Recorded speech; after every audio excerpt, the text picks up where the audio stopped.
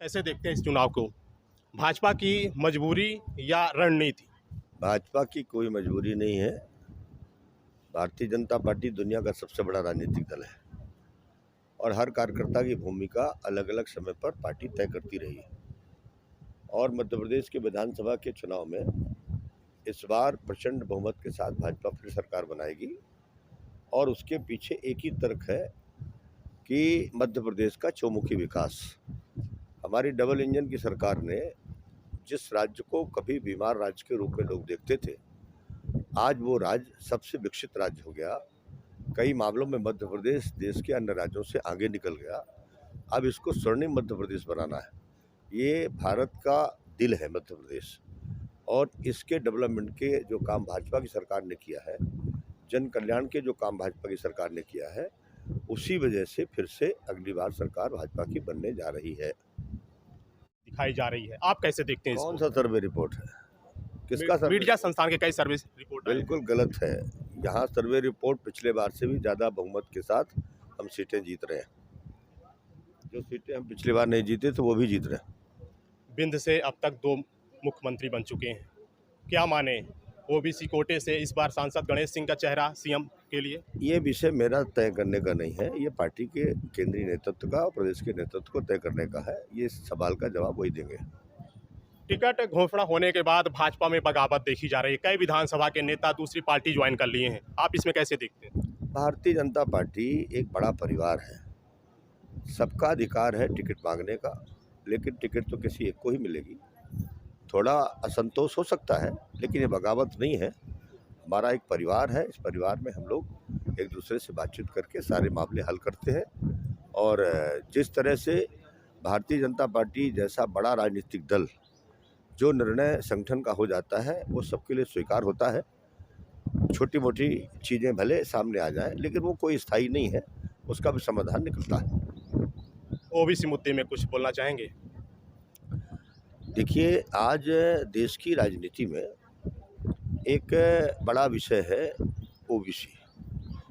स्वाभाविक रूप से संख्या के आधार पर, प्रतिनिधित्व के आधार पर जितना स्थान उनको मिलना था, प्रधानमंत्री नरेंद्र मोदी जी के पहले तो नहीं मिला था, लेकिन जब से मोदी जी आए तो उन्होंने इस वर्ग को सामाजिक न्याय दिलाया है, संवैधानिक अधिकार दिलाया पिछड़ा वर्ग आयोग को।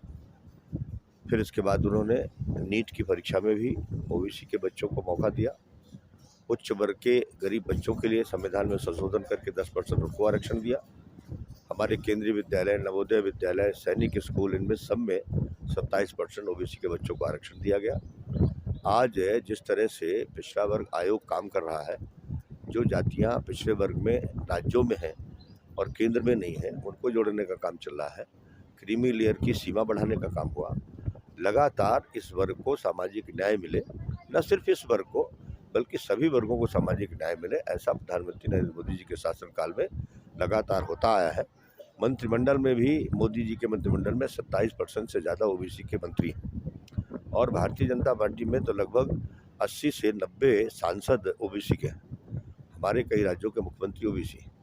तो ऐसा नहीं कह सकते, लेकिन कांग्रेस जो कह रही है, कांग्रेस एकदम झूठा बोल रही है। जब बाबा साहब भीमराव अम्बेडकर जी संविधान सभा का एक प्रस्ताव लेके गए थे नेहरू जी के पास कि संविधान में प्रावधान करना है तो SC ST OBC को प्रावधान करना है, तो नेहरू जी ने कहा सिर्फ SC ST का करो, OBC को नहीं करो। फिर इसके बाद जब मंडल कमीशन बना, जब काका कालेकर आयोग बना, उसकी रिपोर्ट आई 55 में, वो जैसे कि तैसे पड़ी रही। मंडल कमीशन की रिपोर्ट आई, वो भी पड़ी रही। इनकी सरकार रही आई, लेकिन कभी नहीं किया। एक बार जाति गणना का मामला आया तो कांग्रेस ने विरोध किया। तो कांग्रेस तो सिर्फ फरेब कर रही है। जब मंडल कमीशन की रिपोर्ट आगे हुई और 1993 में जब इंदिरा साहनी का केस का निर्णय आया और जब VP सिंह ने मंडल कमीशन लागू किया था, तो राजीव गांधी जी ने खुद उसका विरोध किया था। खुद राजीव गांधी ने विरोध किया था। आज किस मुँह से कांग्रेस कह रही है कि हम तो OBC के पक्षधर हैं? ये तो सब पॉलिटिकल स्टंट है। और यहाँ कमलनाथ जी मुख्यमंत्री थे, आरक्षण उन्होंने 27% बढ़ा के दिया, लेकिन उनको मालूम था कि सुप्रीम कोर्ट का लेयर लगा हुआ है, उसके आगे तो हाई कोर्ट रोक देगा। तो सिर्फ दिखावा करने के लिए ये लोग काम कर रहे हैं, वास्तविकता कुछ और है। जन आशीर्वाद यात्रा के आप प्रभारी थे। प्रभार वाली सीट में आप कितनी सीटें जीत रहे हैं विंध्य में? हम जन आशीर्वाद यात्रा में हमारे पास 48 विधानसभा थी, जिसमें रीवा संभाग, शहडोल संभाग, महाकौशल का कटनी और सागर संभाग के 4 जिले थे। उनमें हमारी जो पहले जो जितनी संख्या थी उससे हम ज़्यादा जीत करके आ रहे हैं। आखिरी सवाल, पूरे मध्य प्रदेश में भाजपा की कितनी सीटें आ रही हैं? 150 से अधिक।